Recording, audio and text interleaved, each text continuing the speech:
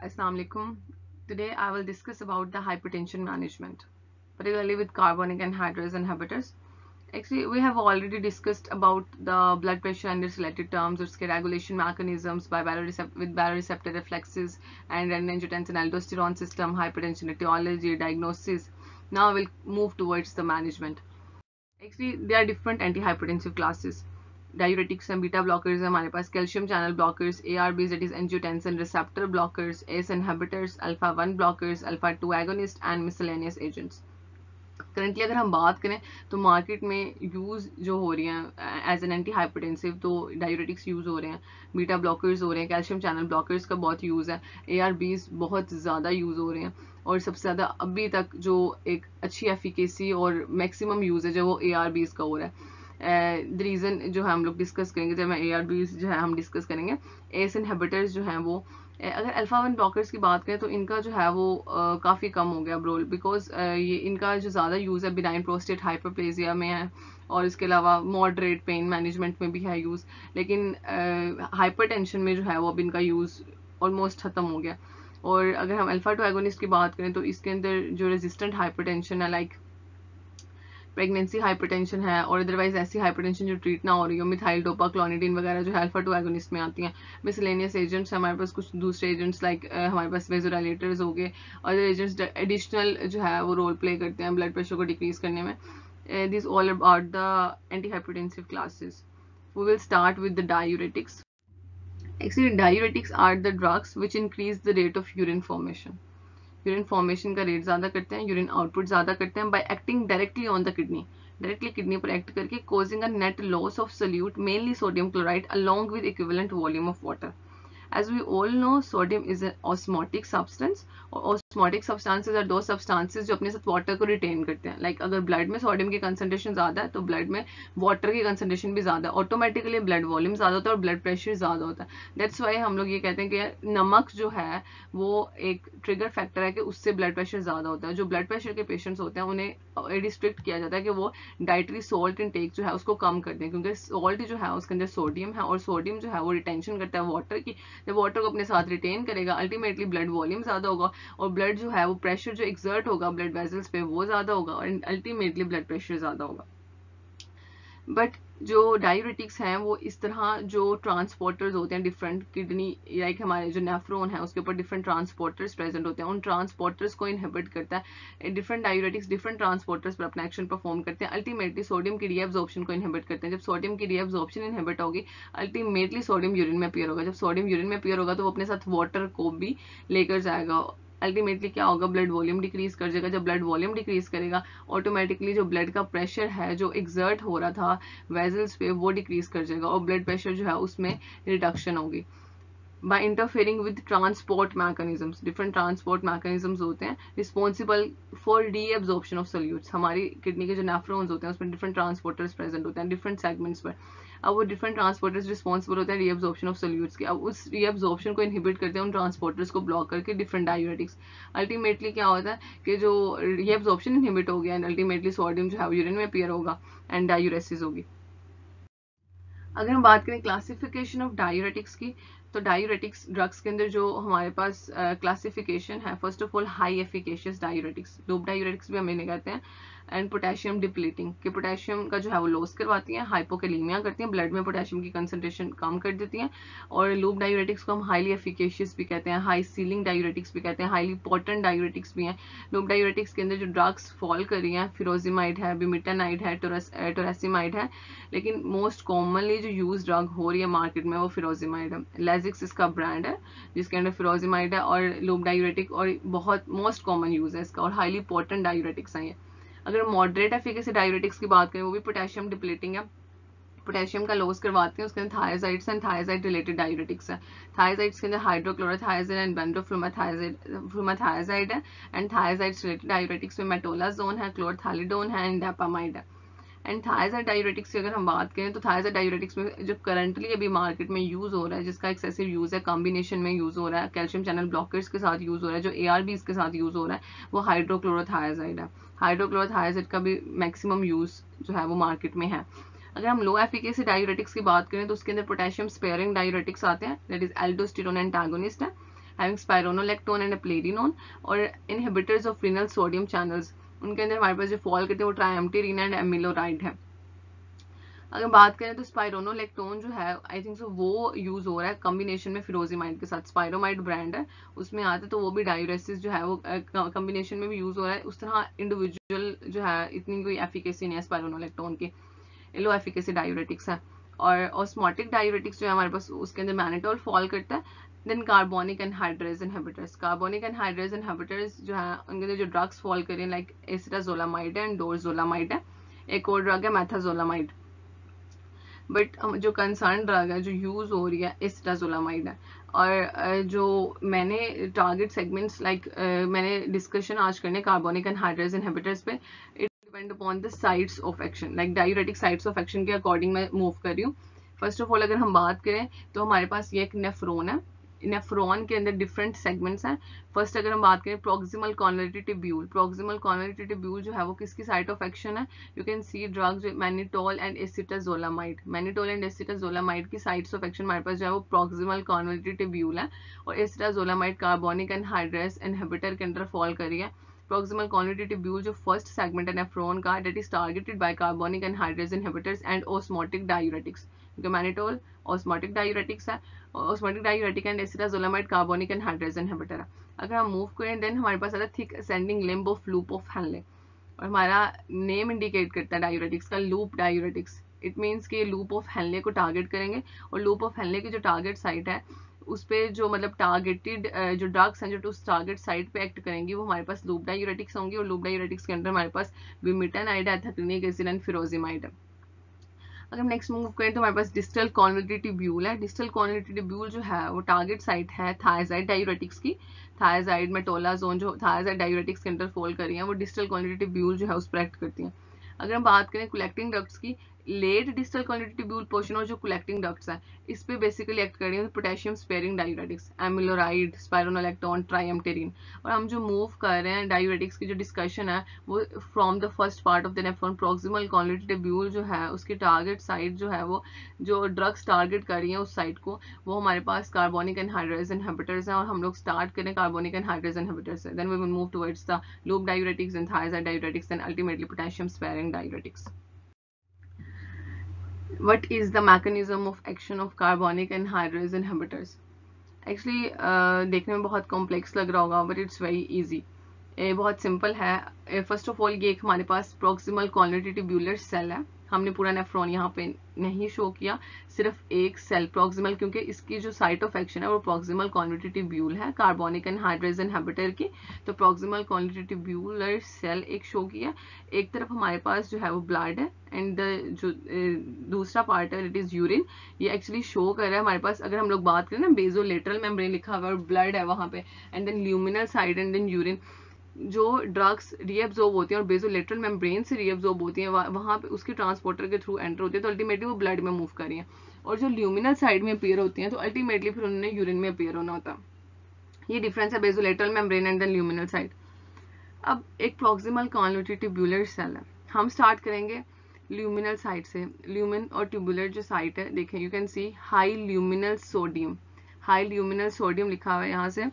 Luminal side पे sodium की concentration ज्यादा होती है, ल्यूमिनल साइड पे जब सोडियम की कंसंट्रेशन ज्यादा है तो अल्टीमेटली क्या होगा कि सोडियम की movement inside the cell ज्यादा होगी, सोडियम मूव करेगा ल्यूमिनल साइड से inside the proximal convolutive tubular cell. अब यहाँ पे एक हमारे पास ट्रांसपोर्टर प्रेजेंट है, यू कैन सी जो सोडियम एंटर हो रहा है इनसाइड द सेल और hydrogen outside the cell move कर रहा है। यहाँ पे एक ट्रांसपोर्टर जो प्रेजेंट होता है उसे हम बोलते हैं सोडियम हाइड्रोजन काउंटर ट्रांसपोर्टर और सोडियम हाइड्रोजन एंटीपोर्टर। जो हम काउंटर का वर्ड यूज करते हैं इट मीन्स कि one is moving inside the cell and other is moving outside the cell, and this is the sodium hydrogen counter transporter. Sodium is moving inside the cell from the luminal side, at the same time जो है hydrogen move कर रहा है from the cell outside move कर रहा है luminal side की तरफ। अब हाइड्रोजन आउटसाइड मूव कर रहा है, सोडियम इनसाइड मूव कर रहा है। अब हाइड्रोजन आउटसाइड कैसे मूव कर रहा है, हाइड्रोजन और बाइकार्बोनेट आयंस जो है वहां पे प्रेजेंट है उसमें से हाइड्रोजन मूव कर रहा है बाहर। हाइड्रोजन जब बाहर मूव किया तो ऑलरेडी ल्यूमिनल साइड पे बाइकार्बोनेट आयंस की कंसंट्रेशन ज्यादा है, बाइकार्बोनेट आयंस की कंसंट्रेशन ज्यादा है, hydrogen combines with bicarbonate ions and ultimately form carbonic acid. Carbonic acid जो है उसकी फॉर्मेशन हुई है, then carbonic acid is converted into water and carbon dioxide. By the action of carbonic anhydrase enzyme. Carbonic anhydrase enzyme है, normally क्या कर रहा है, कार्बोनिक एसिड को कन्वर्ट कर रहा है वाटर में एंड कार्बन डाइऑक्साइड में। वाटर एंड कार्बन डाइऑक्साइड में जब कन्वर्जन होगी then ultimately water and carbon dioxide move inside the cell. Water and carbon dioxide में जब कन्वर्जन होगी ल्यूमिनल साइड में, वाटर एंड कार्बन डाइऑक्साइड की कंसंट्रेशन ज्यादा, they move inside the cell. Proximal convoluted tubular cell में इनकी movement हुई है। वाटर एंड कार्बन डाइऑक्साइड जब सेल में मूव किए हैं then ultimately they combine and form carbonic acid. अब जो कार्बोनिक एसिड की फॉर्मेशन है वो भी कार्बोनिक एनहाइड्रेज एंजाइम के एक्शन के थ्रू हुई है। कार्बोनिक एनहाइड्रेज एंजाइम ने एक्ट किया, वाटर एंड कार्बन डाइऑक्साइड को कन्वर्ट किया कार्बोनिक एसिड में। कार्बोनिक एसिड जो में कन्वर्जन है अल्टीमेटली कार्बोनिक एसिड जो है वो ब्रेक करता है bicarbonate ions and hydrogen ions में। Bicarbonate ions and hydrogen ions में ब्रेक करते हैं, वो मूव कर देता है बेसोलेटरल साइड से अल्टीमेटली इनटू द ब्लड, और एक प्रॉपर बैलेंस मेंटेन है हमारे ब्लड में। एसिड और बेसिक जो बैलेंस है वो मेंटेन है, क्योंकि जो एसिड है वो न्यूट्रलाइज हो जाता है अल्कली से। अब ये सारा जो है नॉर्मल प्रोसीजर है। अब सोडियम की हमने ऑलरेडी बात किया कि ल्यूमिनल साइड पे सोडियम की कंसंट्रेशन ज्यादा थी, सोडियम मूव कर रहा था इनसाइड द सेल। अब एक यहाँ पे पंप प्रेजेंट है, यू कैन सी जहाँ पे एटीपी लिखा हुआ है पर्पल कलर में, sodium potassium ATPase pump, sodium potassium ATPase pump, and this pump is responsible for throwing sodium outside the cell. 3 sodium ions जो है उसको आउटसाइड द सेल मूव करवाता है, और जो पोटेशियम है वो इनसाइड द सेल मूव करते हैं। जब sodium outside the cell move करेगा तो ऑटोमेटिकली यहाँ पे बेसोलेटरल मेम्ब्रेन पे ये प्रेजेंट है सोडियम पोटेशियम एटीपीएस पंप, तो ये ब्लड में जा रहा है, और जो पोटेशियम है वो इनसाइड द सेल मूव करे, अल्टीमेटली वो ल्यूमिनल साइड पर आएगा एंड देन यूरिन में अपीयर होता है। इस तरह सोडियम पोटेशियम एटीपीएस पंप काम कर रहा है। सोडियम पोटेशियम एटीपीएस पंप ने सोडियम को मूव करवाया एंड बेसोलेटरल मेम्ब्रेन के थ्रू वो ब्लड में रीअब्सॉर्ब हो रहा है। अब सोडियम की कंसंट्रेशन तो सेल में कम है, that's why cells need sodium. Sodium की कंसंट्रेशन ल्यूमिनल साइड पे ज्यादा है, दैट्स वाई कि सोडियम जो है वो सेल में मूव कर रहा है। ये एक सारा मैकेनिज्म नॉर्मल चल रहा है। अब हमने अपनी ड्रग की बात करनी, that is carbonic anhydrase inhibitor, and what it is going to do. इस तरह ही ल्यूमिनल साइड पे ऐसा है, सोडियम मूव कर रहा था, हाइड्रोजन मूव कर रहा था, हाइड्रोजन और बाइकार्बोनेट आइंस ने कंबाइन किया, कार्बोनिक एसिड बना। कार्बोनिक एसिड ने अल्टीमेटली स्प्लिट होना था वाटर एंड कार्बन डाइऑक्साइड में, और वो किसके एक्शन से, कार्बोनिक एनहाइड्रेज एंजाइम के एक्शन से। बट कार्बोनिक एनहाइड्रेज इनहिबिटर ने उस एंजाइम को ब्लॉक कर दिया। अब जो कार्बोनिक एसिड है वो वाटर एंड कार्बन डाइऑक्साइड में कन्वर्ट नहीं हो रहा। जब वाटर एंड कार्बन डाइऑक्साइड में वो कन्वर्ट नहीं होगा, अल्टीमेटली वो वाटर एंड कार्बन डाइऑक्साइड अंदर मूव नहीं करेगा। वाटर एंड कार्बन डाइऑक्साइड जब अंदर मूव नहीं करेगा देन अल्टीमेटली वो जो कंबाइन होकर कार्बोनिक एसिड बन रहा था वो नहीं बनेगा। कार्बोनिक एसिड जो है वो नहीं बनेगा, तो अल्टीमेटली जो हाइड्रोजन आयन और बाइकार्बोनेट आइंस में कन्वर्जन है वो नहीं होगी। Hydrogen ion and bicarbonate ion की जब फॉर्मेशन नहीं होगी, तो हाइड्रोजन आयन की जब सेल में कंसंट्रेशन ही बहुत कम है, हाइड्रोजन आयन बन ही नहीं रहा है, तो हाइड्रोजन आयन मूव नहीं करेगा आउटसाइड द सेल। जब hydrogen ion outside the cell move नहीं करेगा तो sodium inside the cell move नहीं करेगा, क्योंकि ये एक काउंटर ट्रांसपोर्टर है, और एक ही कंसंट्रेशन अगर वो आउटसाइड द सेल मूव करे तो अल्टीमेटली उसके रिस्पॉन्स में जो इस सेल के आउटसाइड है वो इनसाइड द सेल मूव कर रहा है। अब ये सारा प्रोसीजर जो था, कार्बोनिक एनहाइड्रेज इनहिबिटर ने कार्बोनिक एनहाइड्रेज एंजाइम को इनहिबिट किया। Carbonic acid water and carbon dioxide में कन्वर्ट नहीं हुआ, water and carbon dioxide cell के इनसाइड मूव नहीं किए, water and carbon dioxide then ultimately carbonic acid में कन्वर्ट नहीं हुआ, and carbonic acid then ultimately bicarbonate ions और हाइड्रोजन आयंस में कन्वर्ट नहीं हुआ, एंड देन हाइड्रोजन आयन की कंसंट्रेशन सेल में जब कम हुई तो हाइड्रोजन आयन ने काउंटर ट्रांसपोर्टर जो है वो एक्टिवेट नहीं हुआ, hydrogen ion outside the cell move नहीं किया, देन सोडियम जो है वो इनसाइड द सेल मूव नहीं किया। जब sodium inside the cell move नहीं किया तो अल्टीमेटली जो ल्यूमिनल साइड है उस पर सोडियम की कंसंट्रेशन ज्यादा होगी, पहले ही ज्यादा थी लेकिन वो इनसाइड द सेल जो है वो भी नहीं मूव कर रहा, तो ऑटोमेटिकली उसकी कंसंट्रेशन ल्यूमिनल साइड पे ज्यादा होगी, और जब ल्यूमिनल साइड पे सोडियम की कंसंट्रेशन ज्यादा होगी then ultimately it appears in the urine और इट कॉजेस नेट्री यूरेसिस होगी। सोडियम जो है वो अपीयर होगा यूरिन में, that is termed as natriuresis. हम बात करें एट द सेम टाइम जब हाइड्रोजन आयन बाहर मूव नहीं कर रहा, यू कैन सी कि हाइड्रोजन आयन बाहर मूव कर रहा है, सोडियम इनसाइड मूव कर रहा है। जब हाइड्रोजन आयन बाहर मूव करे then it combines with the bicarbonate ion. Hydrogen ion if not move outside the cell then ultimately it will not combine with the bicarbonate ions। जब वो bicarbonate ion के साथ कंबाइन नहीं करेगा तो luminal side पे ultimately bicarbonate ions की concentration भी ज्यादा हो जाएगी। जब बाइकार्बोनेट आयंस की कंसंट्रेशन ज्यादा होगी देन ल्यूमिनल साइड पे बाइकार्बोनेट आयंस की कंसंट्रेशन ज्यादा होने की वजह से ultimately it will also appear in the urine. Bicarbonate ions भी यूरिन में अपीयर होंगे। दैट्स वाई जो बाइकार्बोनेट आयंस है वो हमारे पास क्या एक अल्कली है, जब उसकी यूरिन में कंसंट्रेशन ज्यादा होगी तो यूरिनरी अल्कलाइनाइजेशन हो जाएगी, मतलब वो यूरिनरी अल्कलाइनाइजेशन करवा रहा है बिकॉज जो बाइकार्बोनेट आयंस है उसकी कंसंट्रेशन ज्यादा होगी है यूरिन में। सोडियम की कंसंट्रेशन ज्यादा होगी यूरिन में, बाइकार्बोनेट आयंस की भी कंसंट्रेशन ज्यादा होगी यूरिन में। इस तरह ये सोडियम बाइकार्बोनेट आयन को एक्सक्रीट करती है यूरिन के थ्रू, एंड अल्टीमेटली जो है सोडियम एंड बाइकार्बोनेट आयन जब मूव करेंगे तो अल्टीमेटली वाटर भी साथ मूव करेगा एंड ब्लड वॉल्यूम डिक्रीज होगा, ब्लड वॉल्यूम डिक्रीज होगा तो ब्लड प्रेशर भी डिक्रीज होगा। ये this is all about the carbonic anhydrase inhibitor. अगर हम एक नेक्स्ट डायग्राम जहाँ पे लिखा हुआ है enhanced sodium delivery results in potassium loss in the collecting duct, तो ऐसा है कि ये प्रॉक्सिमल कॉन्वोल्यूटेड ट्यूब्यूल जो हमारा फर्स्ट पार्ट होता है नेफ्रॉन का, जिसमें मैक्सिमम जो है रीअब्जॉर्प्शन होती है, अल्टीमेटली जो सोडियम है वो मूव करेगा ल्यूमिनल साइड पे, तो चला गया, ज़्यादा है उसकी कंसंट्रेशन, उससे मूव करने देन लूप ऑफ हेनले में, डिस्टल कॉन्वोल्यूटेड ट्यूब्यूल में एंड देन कलेक्टिंग डक्ट्स में। 2 to 3 days, almost 2 to 3 days ये ड्रग्स अपनी एफिकेसी शो करेंगी। आफ्टर 2 to 3 days हमारी किडनी ऐसे मैकेनिज्म अडॉप्ट कर लेती है, लाइक वो क्या करती है, जो बाकी नेफ्रॉन के पार्ट्स हैं वो ऑटोमेटिकली सोडियम की रीअब्जॉर्प्शन ज़्यादा स्टार्ट कर देते हैं, ताकि उसकी जो है कंसनट्रेशन उसको कंपनसेट कर सकें। तो अदर पार्ट्स ऑफ नेफ्रॉन पे सोडियम की जब रीअब्जॉर्प्शन ज़्यादा हो जाएगी, तो सोडियम पर्टिकुलरली ऐसा है कि सोडियम पोटेशियम एक्सचेंजर्स या ट्रांसपोर्टर्स जो प्रेजेंट होते हैं, जब सोडियम रीअब्जॉर्ब हो रहा होता है ब्लड की तरफ, तो पोटेशियम अल्टीमेटली सेल में एंटर हो रहा होता है। पोटेशियम जब सेल में एंटर होगा तो वो ल्यूमिनल साइड पे जाएगा एंड अल्टीमेटली पोटेशियम यूरिन में अपीयर होता है। इस तरह से जब सोडियम की रीअब्जॉर्प्शन बाकी नेफ्रॉन के पार्ट्स में ज़्यादा होगी, तो सोडियम की रीअब्जॉर्प्शन ज़्यादा होने की वजह से पोटेशियम का लॉस ज़्यादा हो जाएगा। जब पोटेशियम का लॉस ज़्यादा होगा तो these drugs also can cause hypokalemia, hypokalemia भी करती हैं। enhanced sodium delivery results in potassium loss in the collecting ducts and ultimately जो है वो hypokalemia की तरफ जो है वो पेशेंट जा सकता है। अब कार्बोनिक एनहाइड्रेज इनहिबिटर क्या करें, loss of sodium bicarbonate ions, hypokalemia, metabolic acidosis and tolerance develops after 2 to 3 days। After 2 to 3 days tolerance develop हो जाता है। कार्बोनिक एनहाइड्रेज इनहिबिटर्स का दैट्स वाई अब एज अ डायूरेटिक और हाइपरटेंशन मैनेजमेंट में इतना यूज नहीं है, बिकॉज के टॉलरेंस डेवलप हो जाती है आफ्टर 2 to 3 days ही। जो किडनी है उसके जो बाकी नेफ्रॉन के पार्ट्स हैं वो सोडियम की रीअब्जॉर्प्शन स्टार्ट कर देते हैं और वो जो डायूरेसिस का एक इफेक्ट था वो कम हो जाता है। अब कार्बोनिक एनहाइड्रेज इनहिबिटर जो है वो is in the proximal convoluted tubule, ये एंजाइम प्रॉक्सिमल कॉन्वोल्यूटेड ट्यूब्यूल में होता है। दैट्स वाई जो साइट ऑफ एक्शन है कार्बोनिक एनहाइड्रेज इनहिबिटर की वो प्रॉक्सिमल कॉन्वोल्यूटेड ट्यूब्यूल है, where it catalyses that dehydration of carbonic acid. क्या कर रहा था, कार्बोनिक एसिड जो है उसकी डिहाइड्रेशन कर रहा था अल्टीमेटली क्या, by blocking carbonic anhydrase. Carbonic anhydrase enzyme को जब ब्लॉक किया गया तो drugs block sodium bicarbonate reabsorption and cause diuresis. Sodium bicarbonate reabsorption कम होगी, अल्टीमेटली डायूरेसिस होगी। Carbonic anhydrase inhibitors are now rarely used as diuretics because tolerance develop हो गया आफ्टर 2 to 3 days जो है वो किडनीज ने मैकेनिज्म ऐसे अडॉप्ट कर लें कि वो later parts of the nephron में उसकी रीअब्जॉर्प्शन हो रही है, डायूरेसिस जो है वो कम हो गया। दैट्स वाई अब ये प्रेफर नहीं किए जाते बिकॉज बहुत बहुत अच्छे diuretics like loop diuretics the most potent diuretics वो यूज हो रहे हैं, हाइड्रोक्लोरोथायाजाइड यूज हो रहा है। That's Y carbonic anhydrase inhibitors use नहीं हो रहे क्योंकि इनका डायूरेसिस इफेक्ट बहुत कम है। They have several specific applications. अब इसको डिस्कस करने का जो पर्पस है बेसिकली इसकी अदर थेरापेटिक यूजेस है other than the hypertension management जो है कार्बोनिक एनहाइड्रेज इनहिबिटर्स उनके और भी ऐसे थेरापेटिक यूजेस हैं that needs to be discussed. And the prototypical drug की अगर हम बात करें तो कार्बोनिक एनहाइड्रेज के अंदर जो ड्रग फॉल करी है that is acetazolamide, prototype drug use किया। Now, what are the therapeutic uses of carbonic anhydrase inhibitors? It can be used in the treatment of glaucoma. Actually, glaucoma is a condition either aqueous humor production is increased or either aqueous humor drainage is decreased.